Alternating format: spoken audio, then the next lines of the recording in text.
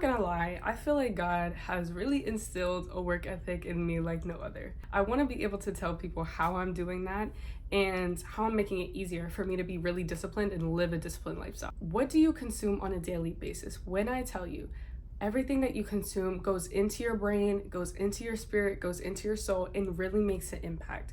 Not most of the time, a lot of things are not neutral. A lot of them are either positive or negative. Your growth as a human being heavily relies on your daily doings, right? So your ability to grow 1% like each day, you learning a skill each day, you reading each day, you spending time with God each day, it builds up to something. It doesn't just plateau. That's not how the world works. It's not how the world is system like. So one thing with what you consume is using your brain power effectively. It's very easy for your brain to rot, okay? If you're scrolling on TikTok, you scrolling on YouTube shorts, I promise you that brain gon' rot. Okay, it's not gonna help anything. So a point with brain rot is that it could be caused by a couple things, right? It could be caused by just a large dopamine spike, and it's so hard for you to just come down from it, and you need something more and more and more, and your brain just wants more and more of that reward, and then it doesn't want you to do anything else that's less rewarding than that, or either your brain is just so lost. Like if you have a bunch of things going off at once and it's just so overstimulating, your brain can just get tired. And I'm not saying this because in a way your brain can and can't really get tired, but I'm gonna just say in this point, when it comes to energy and just focus levels, your brain wants to get tired because it's like, okay, this is enough, I'm tired, I'm done. Then you just don't have the want to do it. And discipline is not 100% motivation. It's not 100% what you feel like doing, and that's a very good point. You have to establish some level of want and knowing what the outcome is at the end of that. Like if I want to work out and I want to get skinny, yeah, like obviously I don't want to go to the gym, but I want to get skinny. So how do I keep that desire at a good standard point so then it's not changeable by my circumstance? It's not changeable if I get a little pizza now and then. It's not changeable when I have a conversation about healthy stuff, right? You don't want to be fully dependent on the motivation, but you want the desire to stay at a good rate. So with that, I say incorporate edifying things to your life daily. So that's why reading the word is important to do every day. That's why praying is really important to do every day, because God understands that we daily need something. We daily need something to keep us afloat. Okay, we are not self-sufficient. We rely on our circumstances, we rely on our friends, we rely on our family, we rely on food, we rely on water. Okay, we are not self-sufficient. The Lord provides all the time. So once you get that into your head and realize what is given to you, what is consumed by you, fully affects your day-to-day life, and it's not just you, you'll start to treat your circumstances a lot differently. You'll start to put yourself in the right places, make sure that dessert is all the way across the room, make sure that phone is across the room, make sure you got that book right next to you when you wake up, things of that nature. You got to start moving things in place so then your brain is able to consume the right things and not be tempted to consume the wrong thing. When I say edifying things, I have a playlist of YouTube stuff that I literally like feel like I want to watch that's like edifying. So I'll put a video like this, I'll put a video like that, and I'll learn.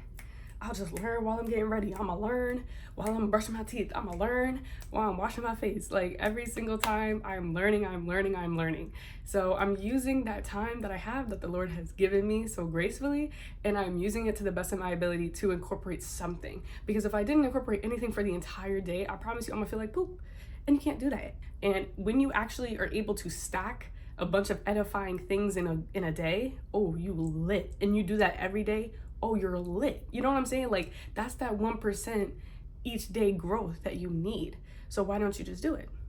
Right? And it's so simple. It's so simple. But sometimes we don't feel like watching a good video. Sometimes we just want to watch a movie while eating wings. You know what I'm saying? Not everybody feels like that, but you got to be able to put yourself in that and be like, okay, no, I'm getting ready. I'm gonna listen to this in the background. Okay, I'm brushing my teeth. I'm doing my hair. I'm gonna listen to this in the background. And you do that every day, it's gonna help you. Another thing to have a consistent, disciplined lifestyle is knowing the difference between your thoughts, your feelings, and your intuition. Okay, those thoughts in the back of your head, those intrusive thoughts, nobody want to hear them. They are just for you and for God to hear and judge you. Just kidding, God doesn't judge righteously.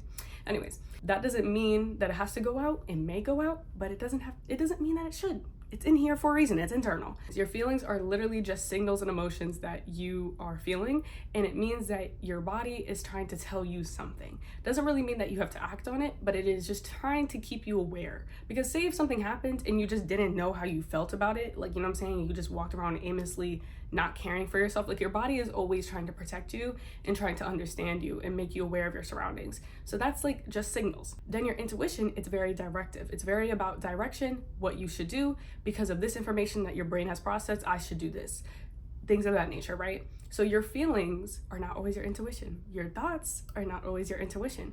Okay, you really have to understand the separate three to use them to the best of your advantage. You have to know your thoughts, because your thoughts can, you know, go into your conversations and things like that, right? Your feelings go into, ooh, okay, I feel like this when I do that, so I'm not gonna do that no more. Your intuition is like, I'm not gonna put myself in that environment because that I know that's gonna put me down. Know when to separate them. When you know how to separate them, it's easier to live a disciplined life because you're not letting the other ones creep into the other ones.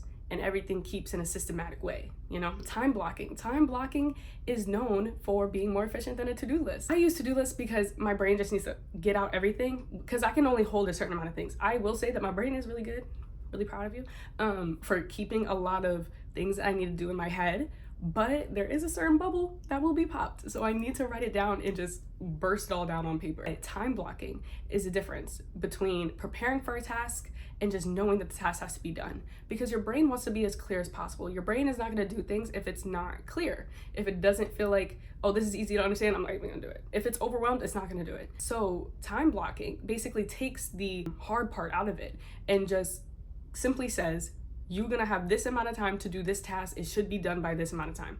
Oh, okay, well, since it's about this time, I'm just going to do the task. Done. Simple. Dead. Instead of just having a to-do list where you're looking at it from the start of your day and you're like, I don't know which one to do first. I don't know what's more important. I don't know what. No. Do that before. See, planning is very good, but planning is only good when you're executing it. Okay? So keep that in mind. I always say that because just because you did a little, time blocking don't mean you saved the world. So next thing is being consciously aware of your distractions. Now, it's so funny because I kind of failed at it yesterday, but I do oftenly do this, is when you're distracted. So when you have these thoughts in your brain of like things that are bad for you. So scrolling on TikTok, scrolling on YouTube Shorts, aimlessly, not like for creativity or anything like that. When you're just listening to music aimlessly, you're not doing anything that you should be doing, right? Those are distractions. And you know those are distractions for you because you should be doing something else in that time. So when you are doing those things, make aware to yourself, oh wait, I'm distracting myself right now. But don't just think I'm distracting yourself right now, because then that can easily just be like, oh, okay, well, I'm gonna just keep scrolling anyways, it doesn't matter. No, be like, oh, I'm distracting myself right now. Why am I distracting myself? Oh, it's because I'm overwhelmed with this task. Okay, well, the task has to get done, so I'm gonna just put my phone down. Boom. You brought consciousness to the situation and you addressed it. Instead of just letting the subconscious try to work out and fix the problem. You need your conscious mind to stop the subconscious doings that you don't approve of. And that's one of the examples of it, right? Your subconscious just wants to be distracted because of blah, blah, blah, but doesn't mean it's actually good for you. Next thing, make the identity of the person you want to be rather than just relying on your outcomes. So I use this example a lot, right? Is basically, I'm a Black female woman. Hello. So think of it. What is the likelihood that I'll be in a Black female space than a white male space? I will probably be here in the Black female space. Reason, because that is my identity. It's survivalistic, right? We want to be in places where we feel like we can survive, where we're comfortable, where we think people are looking after for us. So if I'm going with my identity as a Black female woman, I'm probably going to be in a Black female environment or group. So in that same aspect that we rely on our identity a lot for our circumstances, I want you to be able to do what you want to do. So say if you want to complete a goal or complete something that's a very big thing to you, put it as your identity rather than relying on it getting done. So for example, there's a lot of girls that want to make content. Are you someone who makes content, or are you someone that's a content creator? Are you someone that writes poems, or are you a poem writer? Are you someone that is writing 1,000 words a day, or are you someone who's a writer? Those things really make a difference in your brain, because when you don't feel like doing something, you're like, no, I'm a content creator. I have a responsibility to fulfill. And that's another thing, right? When you have a job, like a lot of people, I'm a lawyer, I'm gonna do these cases, I'm whatever. Have you ever seen a lawyer be like, oh, I just gotta write a couple, no, they're like, yeah, I'm a lawyer. I have the responsibility. I took the bar exam. I went to law school. I'm practicing law, I'm an attorney, right? There's a responsibility that relies in that job description, that relies in that word, in that identity. So therefore they know they have to fulfill the responsibilities that's in that identity. So in the same process, do it for your likes and your interest. Next thing, you're gonna have bad days. It's okay if you have bad days. And I know everybody says this, but like, I'm going to bring another aspect of it. It's up to you if you extend it longer than it needs to. I'm a very emotional person. If you ever ask anybody, I am so emotional because I love crying. What I notice about myself when I cry is it's really just a release. It's such a release, like a body release from whatever I'm feeling, from what's going on. And then afterwards, I just feel so clear. That's why I feel like God did that. Like God ate when he did that.